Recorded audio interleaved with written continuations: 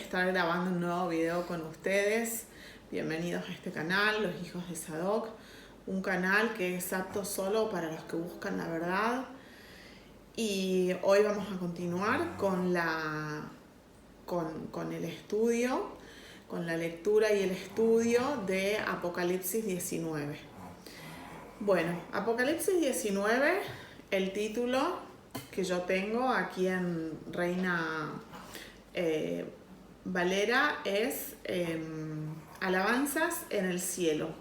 Lo quiero buscar en esta Biblia también, disculpen, porque estoy cambiando de Biblias, porque la que tenía ya está un poco desgastada, pero bueno, entonces tengo dos. Bueno, Alabanzas en el cielo. Después de esto oí una gran voz de gran multitud en el cielo que decía: Aleluya, salvación y honra y gloria y poder son del Señor Dios nuestro. Porque sus juicios son verdaderos y justos, pues ha juzgado a la gran ramera que ha corrompido a la tierra con su fornicación y ha vengado la sangre de sus siervos de la mano de ella. Otra vez dijeron: Aleluya, y el humo de ella sube por los siglos de los siglos. Y los 24 ancianos y los 4 seres vivientes se postraron en tierra y adoraron a Dios que estaba sentado en el trono y decían: Amén, aleluya. Y salió del trono una voz que decía: Alabad a nuestro Dios todos sus siervos y los que le teméis, así pequeños como grandes. Y oí como la voz de una gran multitud, como el estruendo de muchas aguas, y como la voz de grandes truenos que decía: Aleluya, porque el Señor nuestro Dios Todopoderoso reina. Gocémonos y alegrémonos y démosle gloria, porque han llegado las bodas del Cordero y su esposa se ha preparado. Y a ella se le ha concedido que se vista de lino fino, limpio y resplandeciente, porque el lino fino es las acciones justas de los santos. Amén. Bueno, vamos a llegar hasta este versículo, el versículo 8. Me parece importante tener bien en claro, como siempre les digo, en el estudio del Apocalipsis, dónde estamos parados. ¿En qué línea, en qué parte de la línea cronológica de tiempo del Apocalipsis? Cuando nos dice el adverbio de tiempo después, apenas comienza, bueno, nos está señalando un tiempo. Después de esto, si ustedes se retrotraen al capítulo anterior, la lectura, o pueden ver capítulo 18 de nuestro estudio, verán que está hablando de la destrucción de Babilonia. Durante los 2 últimos capítulos, capítulo 17 y capítulo 18, ha venido hablando y relatando, describiendo cómo es la destrucción de la gran ramera de Babilonia. Como hemos visto, Babilonia es todo el sistema que rige al mundo. En una parte habla sobre el sistema religioso, cómo se corrompió y fue fornicando con ídolos, y habla del sistema que rige el mundo, el sistema satánico de la élite Illuminati satánica cabalista, que siempre hablamos en este canal, que rige este mundo, y es absolutamente todo eso lo que va a ser juzgado y destruido. Y eso, como ya hemos visto, ocurre en la ira de Dios, ocurre en la segunda parte de la semana de Daniel, de la última semana. Entonces, acá me parece muy importante dejar en claro que las bodas del Cordero son un evento totalmente diferente al arrebatamiento, porque yo sé que en el mundo evangélico y bueno, en el mundo católico también, pero sobre todo en el mundo evangélico, hay una gran confusión y creen que el arrebatamiento es lo mismo que las bodas del Cordero y que la segunda venida de Jesús es este capítulo 19, o está relatado en este capítulo 19 del Apocalipsis, cuando son dos eventos diferentes, claramente separados y que ocurren antes y después de diferentes eventos. La segunda venida de Jesús ocurre exactamente minutos después, no porque yo así lo diga, sino porque está escrito, minutos después de ese gran terremoto que ocurre en el sexto sello y que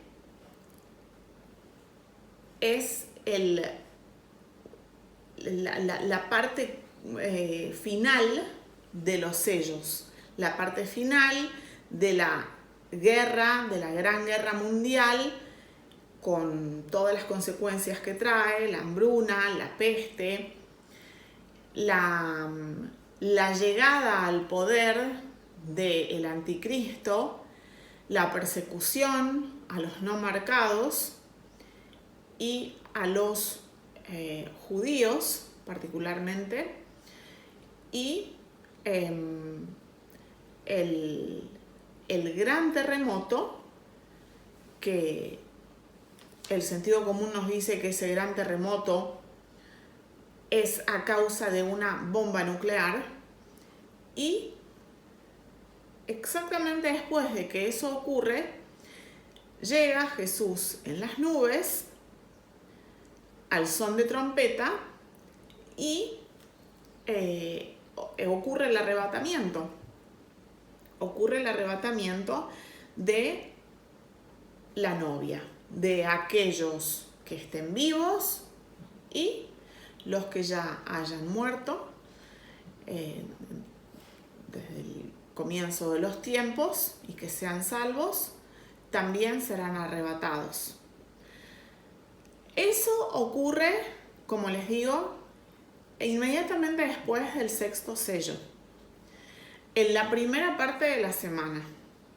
Y esto es algo que ocurre al fin, casi al fin, yo diría al fin, porque lo único que falta, el único evento histórico que falta que ocurra aquí es la batalla de Armagedón, y es el fin de la ira y el comienzo del milenio. Entonces son dos eventos completamente separados. Sé que hay una gran ignorancia y gran testarudez, no sé cómo decir, terquedad entre los religiosos evangélicos que lamentablemente, evidentemente han venido mamando esto desde que comenzaron en su vida de religión, y es difícil, yo sé que es muy difícil de entender, pero volvamos una vez más a la línea de tiempo, que la vamos a poner aquí atrás. Estefano, cuando edite el video, va a poner aquí la línea de tiempo, y les recomiendo estudio y lectura para esto. Si quieren podemos volver un poco, tal vez me parecería interesante volver a Mateo. Podemos volver, pero esto es algo que ya lo hemos visto, pero vamos a volver a Mateo 24, por supuesto, que es donde están las señales del fin. Y Mateo 24, 29. Vamos a ver. Mateo 24, 29. La venida del Hijo del Hombre.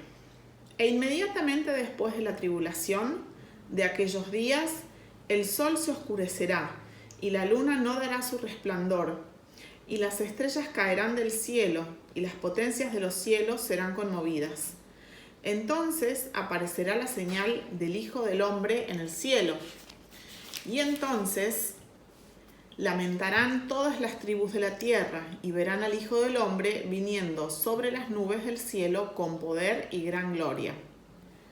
Bueno, vamos a ir un versículo más. Y enviará a sus ángeles con gran voz de trompeta y juntarán a sus escogidos de los cuatro vientos, desde un extremo del cielo hasta el otro. Esto es el arrebatamiento. Vamos a ir ahora a al pasaje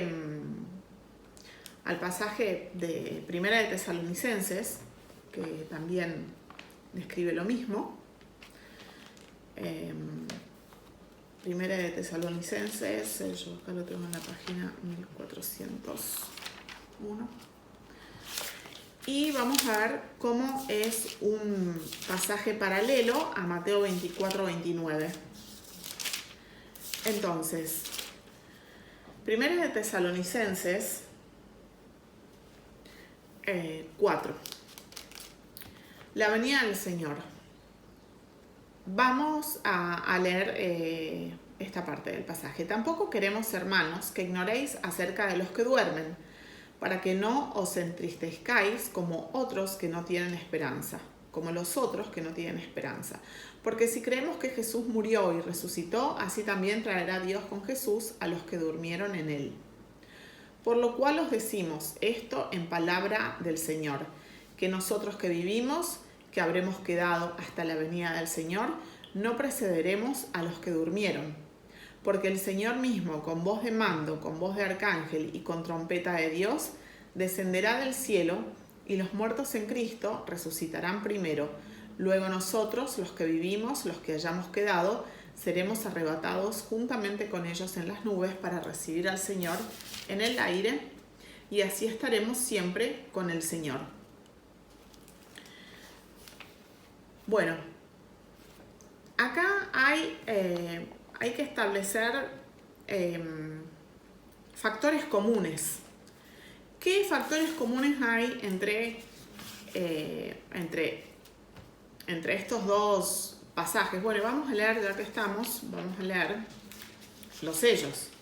Vamos a leer el sello que relata cómo es, igual acá en Apocalipsis 6 está mucho más escueto, hay que ir normalmente a Mateo.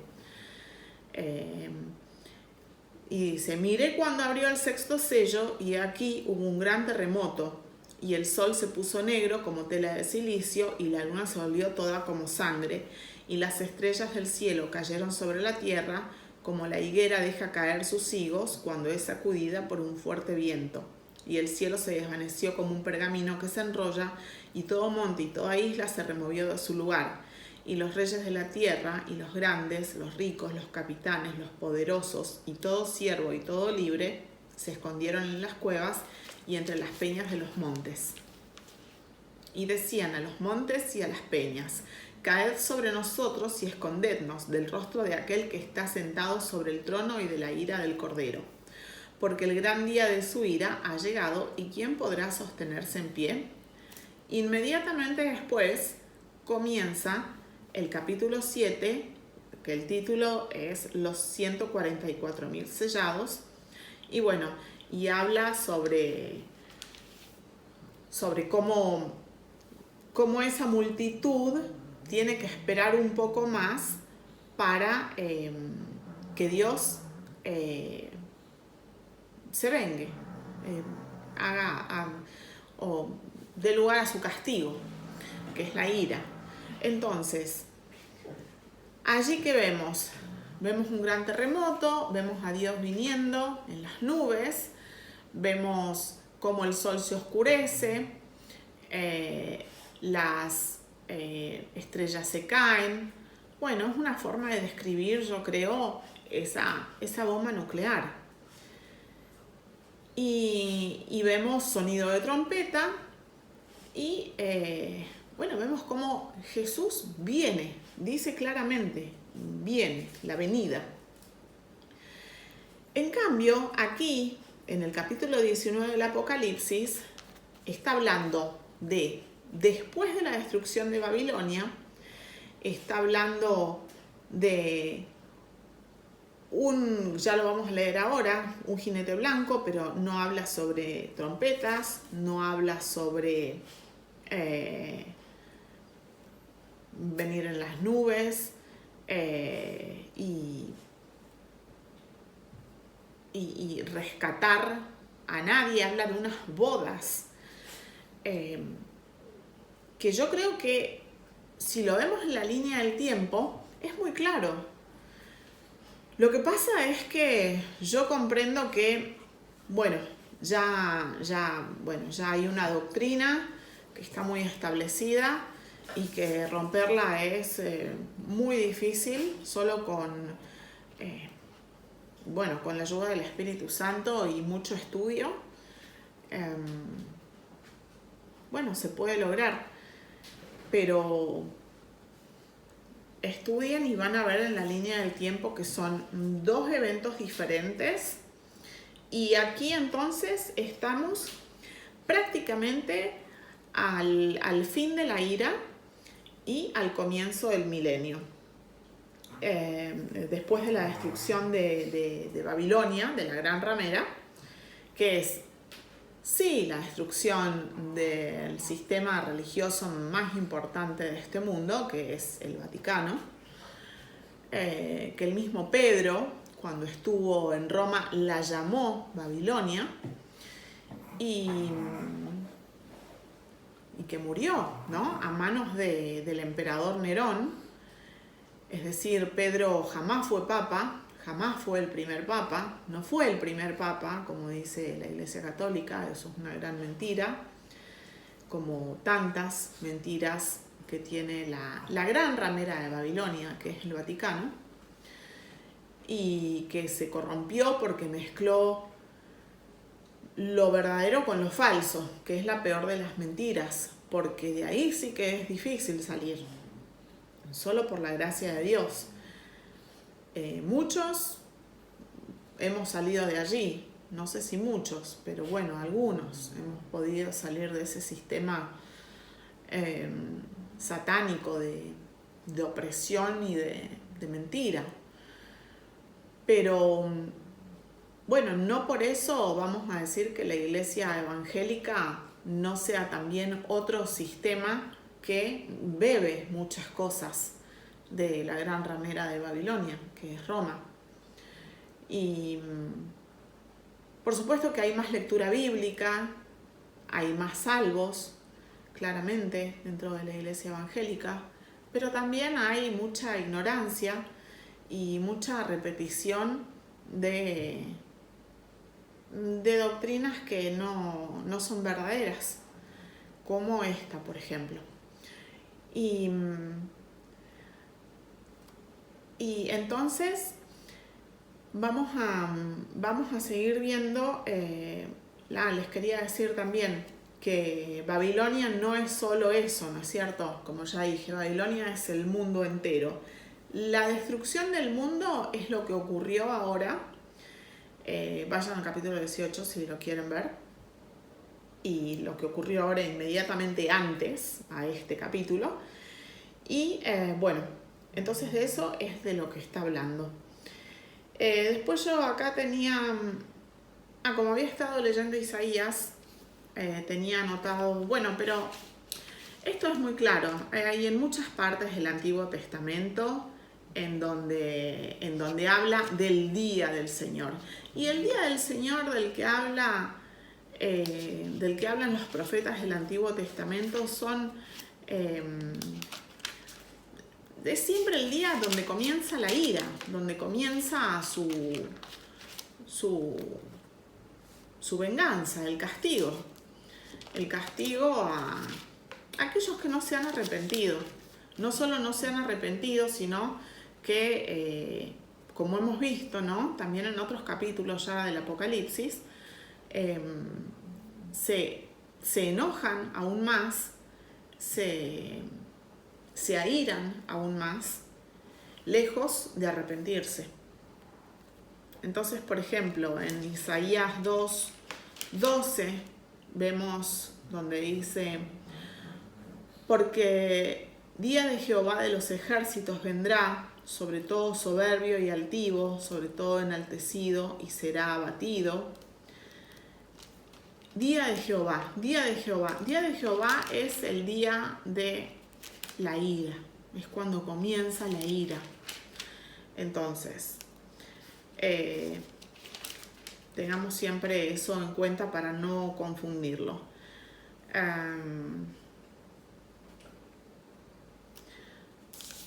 Está en Isaías 13 también. Aullad porque cerca está el día de Jehová, vendrá como asolamiento del Todopoderoso.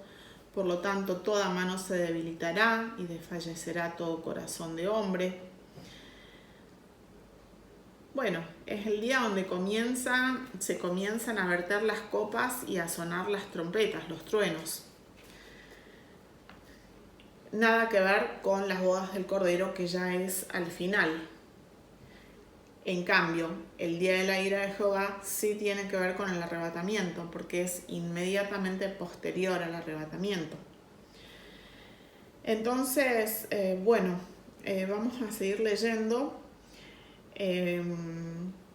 Voy a volver a leer esta parte, este último versículo, que me parece interesante, hacer una pequeña reflexión, todos juntos para que estudiemos, donde dice: gocémonos y alegrémonos y démosle gloria, porque han llegado las bodas del Cordero y su esposa se ha preparado. Y a ella se le ha concedido que se vista de lino fino, limpio y resplandeciente, porque el lino fino es las acciones justas de los santos. A mí me parece importante que cuando hablamos de las acciones justas de los santos, porque el lino fino es las acciones justas de los santos, que nos quede muy en claro que no son acciones que nosotros podamos hacer, aquellos que, hemos renacido en Cristo por pura gracia. No son nuestras acciones. Allí yo creo que hubiera sido interesante otro tipo de traducción, porque allí queda como que, las acciones justas son las que nos permiten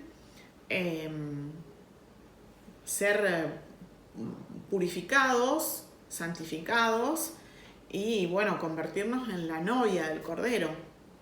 Pero en realidad no es así, porque si así fuera seríamos salvos por obras, como dice, por ejemplo, la Iglesia de Roma, que las obras son fundamentales para la salvación. Pero aquí está hablando de las acciones justas de ¿quién? De Jesús, que es Dios. Su sacrificio en la cruz, la expiación de nuestros pecados y el pago del pecado. Él mismo pagó eso que la ley pedía, ¿no? Y es muy importante que nosotros nos demos cuenta que no son nuestras buenas acciones ni nuestra justicia propia, ¿no? La de cada uno de nosotros, las que nos convierten en la novia del Cordero. No, son las acciones de Él. Me gustaría ir, por ejemplo, a Romanos. A Romanos 2, está en mi página 1329.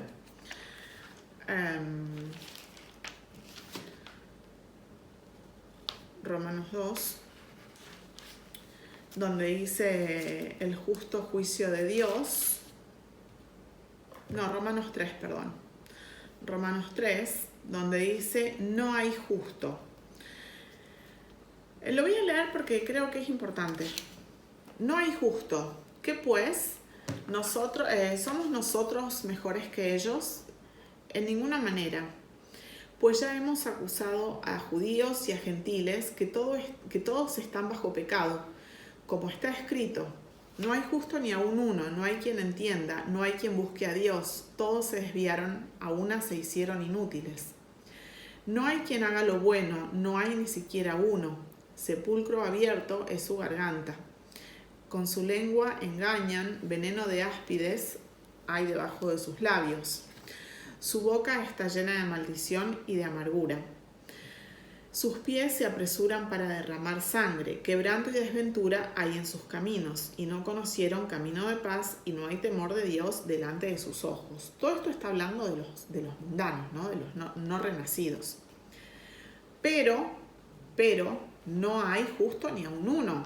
Nosotros tampoco.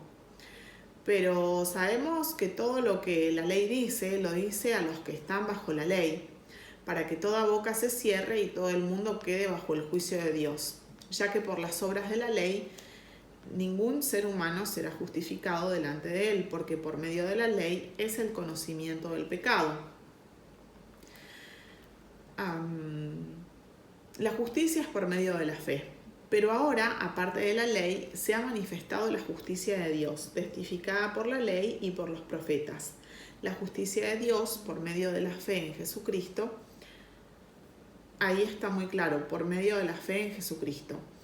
Para que todos los que creen en Él, porque no hay diferencia, por cuanto todos pecaron y están destituidos de la gloria de Dios, siendo justificados gratuitamente por su gracia, mediante la redención que es en Cristo Jesús, a quien Dios puso como propiciación por medio de la fe en su sangre para manifestar su justicia a causa de haber pasado por alto en su paciencia los pecados pasados. Entonces yo creo que acá está bastante claro que cuando dice que el lino fino se le fue concedido a la novia vestir, y que ese lino fino simboliza las acciones justas de los santos, la única acción justa de los santos fue creer, arrepentirse y creer, pero ni siquiera eso es de nosotros, porque eso es por gracia, por pura gracia. La fe es por gracia. Entonces, no hay nada de lo cual envanecerse. Voy a leer solo unos versículos más que me parece interesante, hasta donde dice, bueno, hasta el capítulo 4, donde vamos a seguir, donde dice,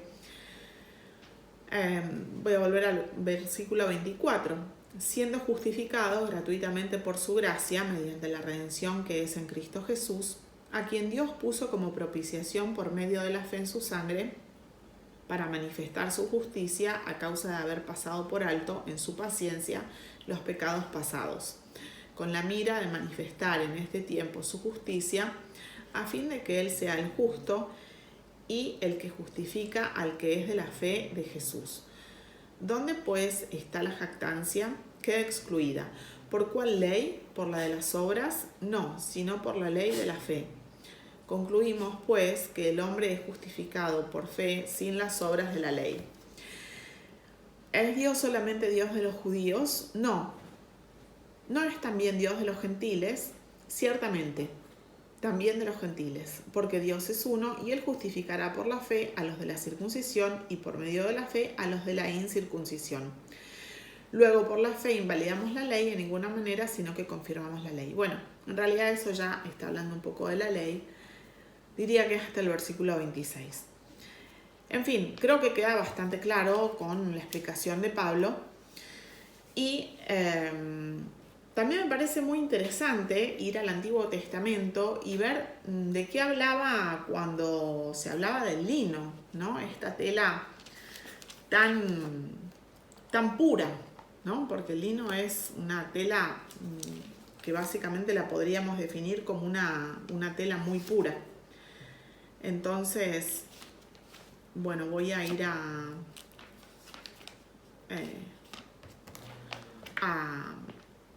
a Levítico, al libro de Levítico, Levítico 16, que es donde se nos habla, se nos da una gran explicación sobre el lino, quién lo usa, por qué, cuándo.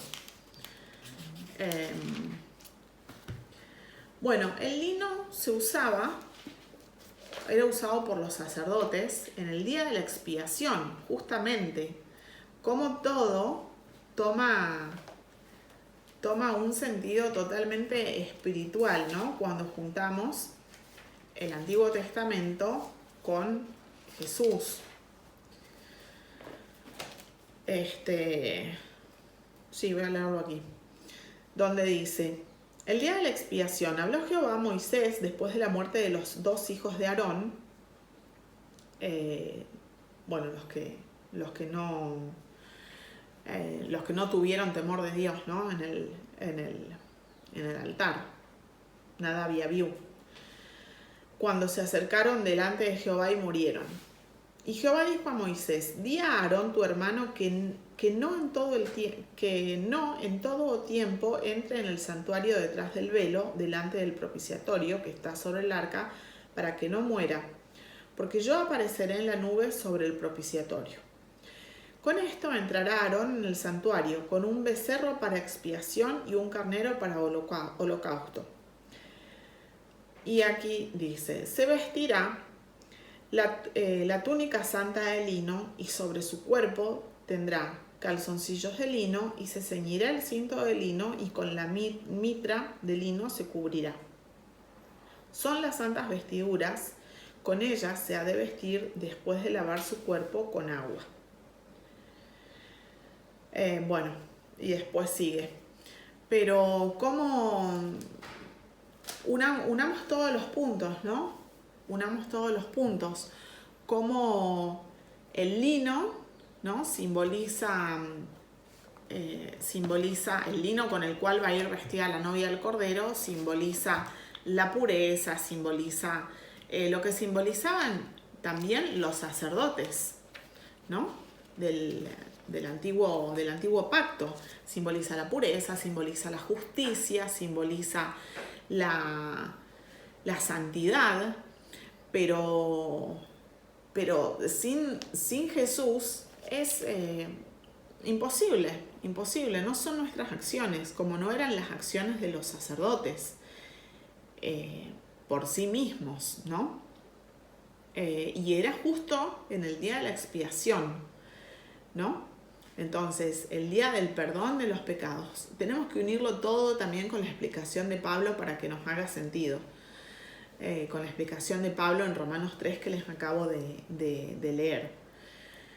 Entonces, me parece muy importante que queden claro que no son nuestras acciones justas, no son las acciones justas de los santos. Allí yo lo hubiera traducido de otra manera, bueno, si hubiera sido el traductor, porque no queda muy en claro.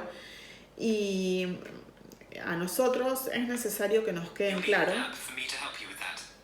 A nosotros es necesario que nos queden claro que no son nuestras acciones justas. También hay un pasaje en Isaías que lo voy a buscar, que es Isaías 64, que también nos deja muy en claro que Dios aborrece que nosotros pensemos que por nuestras acciones justas obtenemos salvación, por nuestras buenas acciones. Es Isaías 64. Donde Isaías 64, 6. Si bien todos nosotros somos como suciedad y todas nuestras justicias como trapo de inmundicia, y caímos todos nosotros como la hoja, y nuestras maldades nos llevaron como el viento. Todas nuestras acciones son como trapo de inmundicia a los ojos de Jehová. Y allí, cuando dice trapo de inmundicia, si ustedes van a Bible Hub o averiguan, verán que allí está diciendo pañito de menstruación. Esos pañitos menstruales, utilizados por supuesto, con eso Dios describe lo que son las acciones de justicia de los humanos a sus ojos. Entonces, y eso es muchas veces lo que la gran ramera de Babilonia, de Roma, lamentablemente, les ha hecho creer a sus fieles que es lo que los va a salvar. Y bueno, ellos no leen mucho la Biblia, lamentablemente, no leen mucho la Biblia porque les ha sido vedada y porque ya hay toda una tradición de no leer la Biblia. Y es más, se honran en eso, ¿no? No, yo no leo la Biblia, para eso está el sacerdote que me la explique. Y bueno, no la leen. Pero si alguno llega a leer y ver esto, bueno, que les sirva para saber que no hay acciones justas humanas, ni aún de los salvos, delante de Dios. Entonces, vamos a seguir leyendo donde dice las cenas de las bodas del Cordero. Y el ángel me dijo, escribe, bienaventurados los que son llamados a la cena de las bodas del Cordero. Y me dijo, estas son las palabras verdaderas de Dios. Yo me postré a sus pies para adorarle, y él me dijo, mira, no lo hagas. Yo soy consiervo tuyo y de tus hermanos, que retienen el testimonio de Jesús. Adora a Dios, porque el testimonio de Jesús es el espíritu de profecía. Nuevamente, ¿no? Una lucha total contra la idolatría. No hay que arrodillarse ni siquiera delante de un ángel. Está claro aquí, se lo dijo a Juan. El jinete del caballo blanco. Entonces vi en el cielo abierto y he aquí un caballo blanco. Bueno, y aquí prestemos atención las diferencias, el juego de las diferencias, con Mateo 24, con Apocalipsis 6, con Primera de Tesalonicenses 4 y otros pasajes paralelos también. El jinete del caballo blanco. Entonces vi el cielo abierto y aquí un caballo blanco, y el que lo montaba se llamaba Fiel y Verdadero, y con su justicia juzga y pelea. Sus ojos eran como llama de fuego, y había en su cabeza muchas diademas. Y tenía un nombre escrito que ninguno conocía sino él mismo. Estaba vestido de una ropa teñida en sangre, y su nombre es el Verbo de Dios. Y los ejércitos celestiales, vestidos de lino finísimo, blanco y limpio, le seguían en caballos blancos. De su boca sale una espada aguda, para herir con ella a las naciones. Y él las regirá con vara de hierro, y él pisa el lagar del vino del furor y de la ira del Dios Todopoderoso. Y en su vestidura y en su muslo tiene escrito este nombre: Rey de Reyes y Señor de Señores.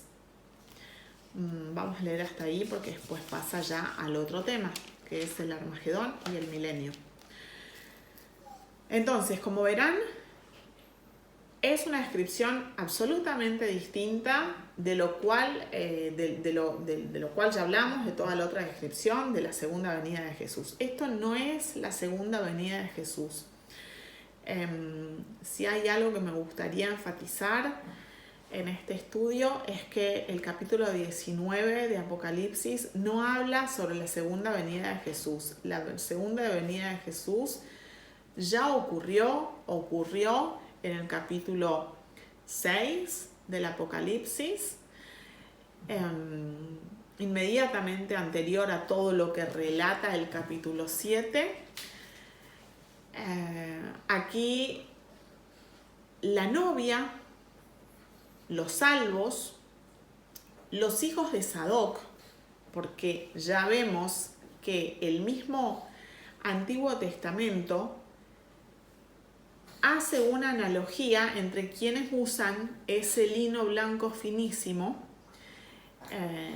en el Antiguo Testamento y en el Apocalipsis. En el Antiguo Testamento son los sacerdotes. Bueno, en ese caso todavía estaba hablando con los levitas, pero después es la línea de Sadoc, como vimos en Ezequiel 40 en adelante. Y aquí dice que todo el ejército celestial, los ejércitos celestiales, iban vestidos de lino finísimo, blanco y limpio, y iban montados en caballos blancos. Entonces, ¿quiénes son? Son la novia, son los hijos de Sadoc, son los sacerdotes, son el pueblo elegido de Dios que va a ser su pueblo en el reinado milenial, que también está escrito aquí. Yo sé que hay gente que no cree en el milenio. Bueno, hay tantas variantes, tantas vertientes, no sé por qué se complejizó tanto este texto, que es claro, pero bueno, en todas las corrientes que hubo, bautista, pentecostal, no sé, anglicana, wesleyana, no sé, tantas, dispensacionalismo, bueno, se fue haciendo como difícil algo que es fácil de entender si uno lo lee así. Pero bueno, yo también tengo que decir que tuve bastante suerte, un pequeño comentario de mi propio testimonio, porque cuando yo empecé a leer la Biblia, el primer pastor que me encontré nos explicó a Estefano y a mí el Apocalipsis. Bueno, en realidad fue el primero Estefano que estudió el Apocalipsis, después me lo transmitió. Y bueno, entonces no vinimos con toda la otra mala enseñanza, ¿no? Que ya muchos traen, que piensan que el arrebatamiento puede ocurrir esta misma noche, que, no sé, que la segunda venida de Jesús es en el capítulo 19 del Apocalipsis, que son las bodas del Cordero, que son un mismo evento, juntan todo. No sé, tal vez sea por eso que yo, como un niño, llegó así con la enseñanza y bueno, ahí quedó. Creo que eso sería muy importante, dejar toda enseñanza de lado y bueno, poder entender bien toda enseñanza mala de lado que a uno le haya quedado, como por ejemplo que la segunda venida de Jesús son las bodas del Cordero, o que la segunda venida de Jesús puede ocurrir esta misma noche. Bueno, son enseñanzas malas, incorrectas y que hacen daño. Y también me gustaría hablar aquí, antes de pasar rápidamente al Armagedón, que tampoco nos tenemos cuando dice, ay, la novia del Cordero, somos la novia del Cordero. Lleva un poco como a enorgullecerse, tal vez, como a vanidad, ¿no? Soy la novia del Cordero. Pero en realidad la novia del Cordero, si nosotros vemos bien en muchísimos pasajes de toda la Biblia, tanto Antiguo como Nuevo Testamento, habla de una ramera, otra ramera, no es la ramera de Babilonia, porque la ramera de Babilonia lo que tiene es que en primer lugar nunca se arrepintió, jamás se arrepintió, pero no se va a arrepentir, nunca se va a arrepentir, porque la gran ramera de Babilonia es el sistema satánico que está en marcha desde el principio de los tiempos, allá por la Babilonia antigua, entre los ríos Tigris y Éufrates, que hay tanta arqueología, ¿no? en museos maravillosos, ¿no? Que para mí es maravilloso cómo han podido guardar todo eso y que a uno le abre los ojos que todo eso existió, ¿no? Museos como el Museo Británico, por nombrar uno, o el Louvre, o bueno, los grandes museos del mundo, ¿no? Que han guardado todo eso, que forman parte del sistema mundial, mundano, de la bestia y de Satanás, y que es obvio que nunca se va a arrepentir, porque es quien gobierna este mundo, es Satanás, y ese es su sistema. Y Dios lo compara a una ramera, lo compara a una prostituta. ¿Por qué? Porque es la fornicación, es la fornicación espiritual con ídolos, pero es el sistema mundial, todo el sistema. Eso haría para un video en sí mismo. Cuando hablamos de mundo, ¿qué es el mundo? ¿Qué es Babilonia? ¿Qué es el sistema? Aunque un poco lo tocamos en los capítulos 17 y 18. Pero bueno, eso es la gran ramera como sistema mundial, como metáfora del sistema mundial. Y otra cosa es la ramera como nosotros, ¿no? Que éramos del mundo, que idolatrábamos a diferentes dioses, que pueden ser dioses de religión, como puede ser la Iglesia Católica, como puede ser cualquier otro sistema de religión mundial, pero también puede ser el becerro de oro, puede ser cualquier cosa, puede ser un ídolo. Entonces lo vemos, por ejemplo, en Oseas. Está muy claro en el libro de Oseas cómo el profeta Oseas es mandado por Dios. Dios lo manda a casarse con una ramera llamada Gomer. Y bueno, a tener hijos con ella, sabiendo que después lo va a abandonar, ¿no? Que es una mujer adúltera, una mujer infiel, que lo va a abandonar. Y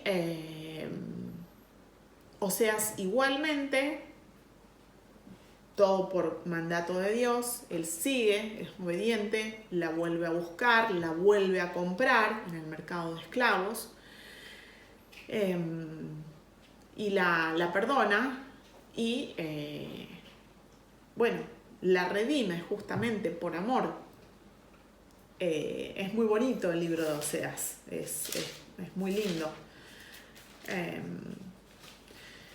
Y es la simbología, la visión, ¿no? de esa novia infiel, que somos todos nosotros, somos la novia del Cordero, la novia infiel que por supuesto se arrepintió. Y bueno, donde dice, por ejemplo, en el versículo 16 del capítulo 2, donde dice: en aquel tiempo, dice Jehová, me llamarás Ishi y nunca más me llamarás Baalí, porque bueno, ya es su esposo, ya se arrepintió, ya están casados, entonces ya no es más su Baalí, su señor. Pero bueno, ahí también es como la diferencia entre la ley y la gracia, ¿no? Ya no es más por ley, es por gracia. Ya no es más Baalí. Baalí en hebreo es mi señor y Shi es mi hombre. Entonces, todo esto, todo el libro de Oseas representa a la novia del Cordero. Hay un pasaje también en el capítulo 3, donde dice, capítulo 3, versículo 2 al 5, donde dice: la compré, entonces, voy a leer un poquito desde un versículo antes, donde dice: Oseas y la adúltera. Me dijo otra vez Jehová, ve, ama a una mujer amada de su compañero, aunque adúltera, como el amor de Jehová para con los hijos de Israel, los cuales miran a dioses ajenos y aman tortas de pasas. Tortas de pasas, dioses ajenos, es un poco como la reina del cielo a la cual le hacían tortas, ¿no? Para adorarla. La compré entonces para mí por 15 siclos de plata y 1,5 de cebada. Todo esto claramente representa a Jesús, el sacrificio, ¿no?, del Cordero. Pues también Jesús es la cebada. Y 1,5 de cebada. Y le dije, tú serás mía durante muchos días, no fornicarás ni tomarás otro varón, lo mismo haré yo contigo. Porque muchos días estarán los hijos de Israel sin rey, sin príncipe, sin sacrificio, sin estatua, sin efod y sin terafines. Terafines son ídolos. Después volverán los hijos de Israel y buscarán a Jehová su Dios y a David su rey, y temerán a Jehová y a su bondad en el fin de los días. Y por supuesto que esto es una simbolización de Jesús, ¿no? Jehová su Dios, a David su rey, el amado, ¿no? El Hijo de Dios. Entonces, me gustan mucho estos 5 versículos como explicación, también como ayuda para entender realmente quién es la novia del Cordero. Nosotros somos esa ramera que, como Gomer, que Oseas la rescató, ¿no? La compró, la rescató y la redimió. Y también vemos en otros pasajes de la Biblia, pero yo creo que este es claramente el más claro, el más alegórico, el cual es imposible, ¿no?, de no ver. Pero también, por ejemplo, está en la figura del rey David y Betsabé. Betsabé, si bien estaba casada, bueno, ya sería para hacer toda otra historia en otro video, se va a hacer muy largo, pero Betsabé se estaba bañando en un techo que se podía ver desde el palacio real. David no es que fue a mirar, a espiar por una puerta, no, Betsabé se estaba bañando desnuda al aire libre, una conducta digna de una prostituta. Que después Dios la haya perdonado, creo que claramente fue así. Betsabé se arrepintió y Dios la perdonó. Prueba de ello es que, bueno, su hijo fue rey, Salomón, pero también es la figura del rey y la prostituta, David y Betsabé, Oseas y Gomer. Y también, yo sé que esto es totalmente políticamente incorrecto, una opinión muy impopular, pero María Magdalena y Jesús también es la misma figura, el mismo Jesús, el mismo Dios que tenía que venir a cumplir la ley, y Él es la Torá viviente. Bueno, Él perdonó a Miriam de Magdala, que era una prostituta, y ella, por supuesto, claramente se arrepintió porque ella era uno de los discípulos, ¿no? También ella era discípula, también lo seguía Jesús. Tanto así que es la primera que ve en la resurrección, ¿no? Y ella le dice Raboní, que es mi maestro, y lo quiere tocar, y él le dice, no me toques. Lo que pasa es que esto también ya ha sido manchado con la asquerosa mano gnóstica, y todo ahora está teñido de gnosticismo. Entonces es difícil tocar ese tema porque, bueno, ahora todo cuando uno habla de María Magdalena, ahora todos te lanzan por la cabeza el libro que se hizo película, no me acuerdo cómo se llama, el Código Da Vinci, que te hablan de eso, y que María Magdalena, y que no sé qué, y que tuvo un hijo, una hija. Claro, ya todo se ha manchado demasiado, pero bueno, yo creo que nos tendríamos que quedar con lo que nosotros podemos ver, tal vez por un único discernimiento guiado por el Espíritu Santo, que es claro. Es decir, Jesús vino a cumplir toda la ley. La ley también implicaba una mujer adúltera que era perdonada, que era, primero se arrepentía, después era perdonada y después era aceptada. Oseas es parte del nombre de Yeshua, Yehoshua, Joshua, Oseas. Bueno, no sé, está muy claro. María Magdalena fue una prostituta que después estuvo con Jesús hasta la cruz.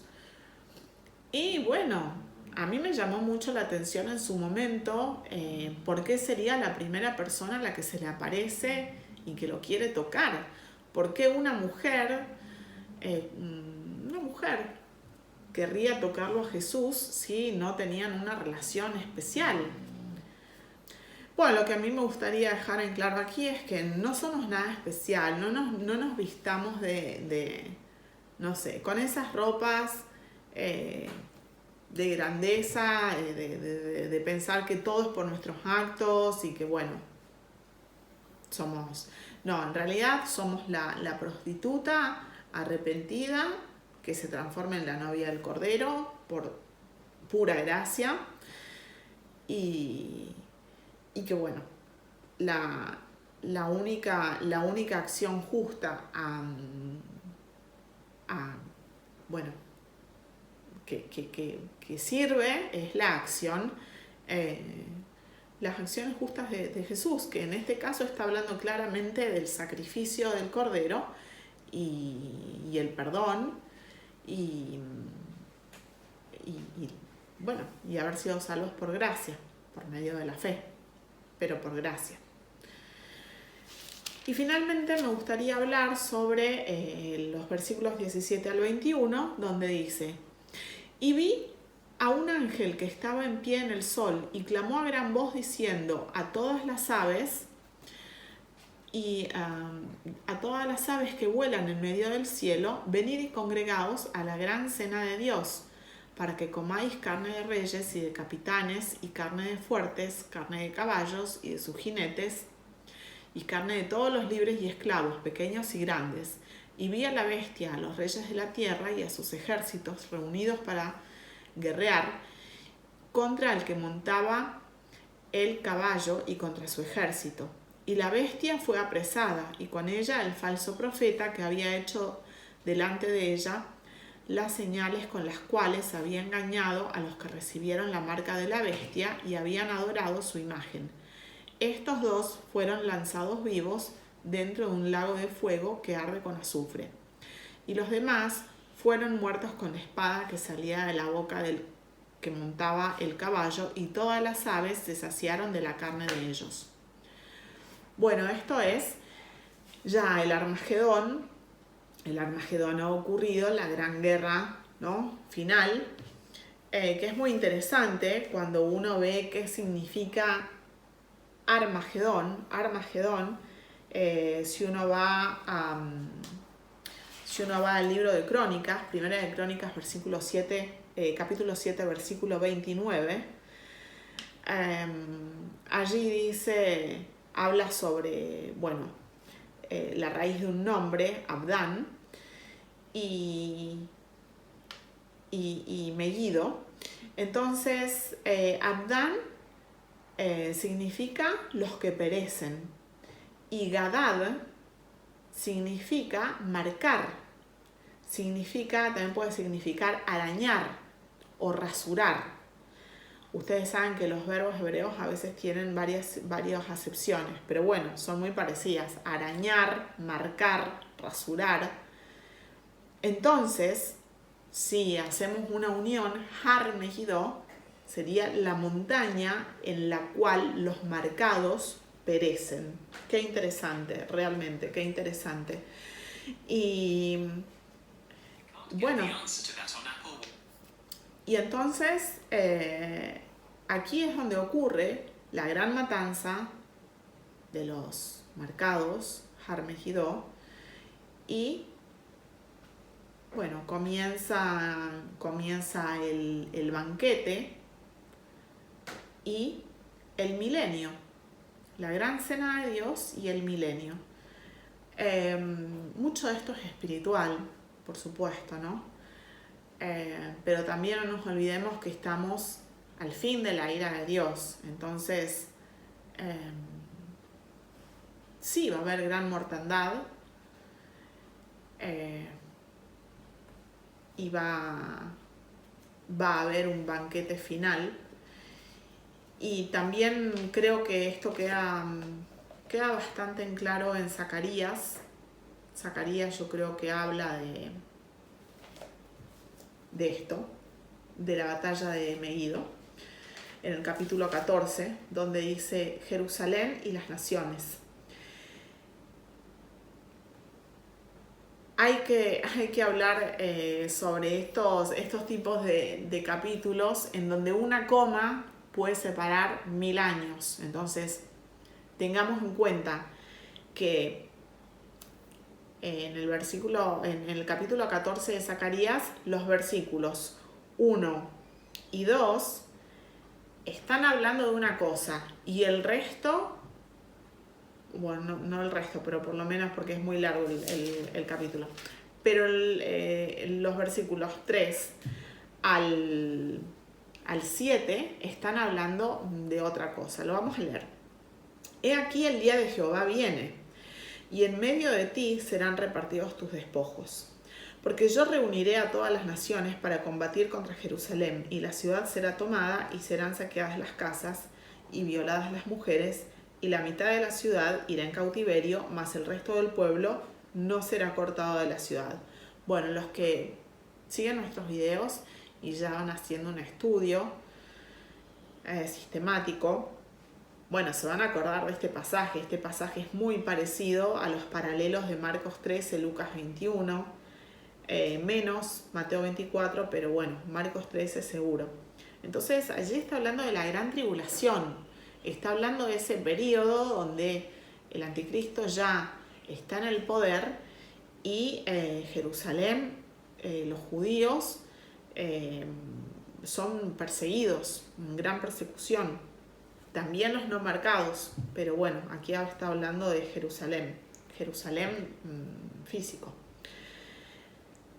Y después dice, versículo 3, después saldrá Jehová y peleará con aquellas naciones como peleó en el día de la batalla. Pero no es que inmediatamente después, pero eso nos lo tiene que enseñar el Espíritu Santo. Hay muchos versículos en la Biblia que un versículo al otro hay muchísimo tiempo de diferencia. No sería la primera vez que ocurre aquí. Y dice, y se afirmarán sus pies en aquel día sobre el monte de los olivos que está enfrente de Jerusalén al oriente, y el monte de los olivos se partirá por en medio hacia el oriente y hacia el occidente, haciendo un valle muy grande, y la mitad del monte se apartará hacia el norte y la otra mitad hacia el sur.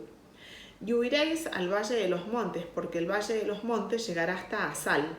Huiréis de la manera que huisteis por causa del terremoto en los días de Usías rey de Judá, y vendrá Jehová mi Dios, y con él todos los santos. Y acontecerá que en ese día no habrá luz clara ni oscura.